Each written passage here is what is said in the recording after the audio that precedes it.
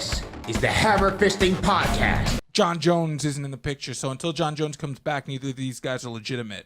I mean, yeah, it's unfortunate that like DC didn't beat Jones when he had the first shot, because now he's looked at as a placeholder by a lot of people. And Danny just came out today and was like, I don't understand why the fans don't get behind DC. It's like, because he got pretty much gifted a belt.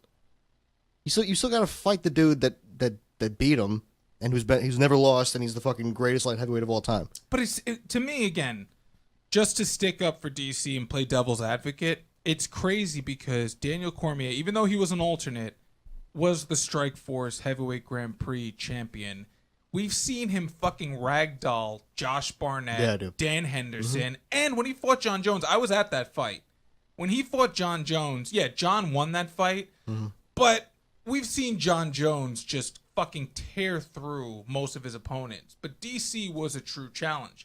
And I will say this, one of the reasons why I was so disappointed that we didn't see Cormier versus Jones at UFC 200 was because I've always said that Alexander Gustafsson is the X factor with these two men.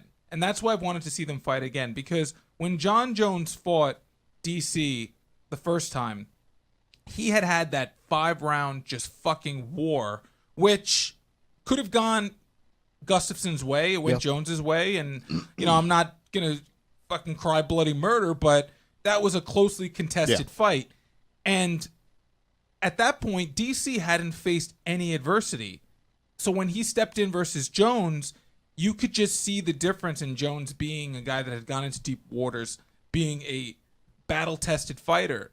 So then when we saw DC fight Gustafsson, and Gustafsson's like a fucking, you know, just basically like the inadvertent Mr. Miyagi of the UFC light heavyweight division that pushes these guys to the point where they have to look into the abyss and really fucking pull something from themselves.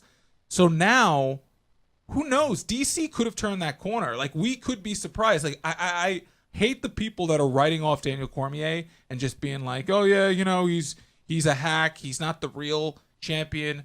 John Jones didn't lose that belt because he got injured. John Jones lost that belt because he was a fucking asshole. Yeah. And he did some dumbass shit.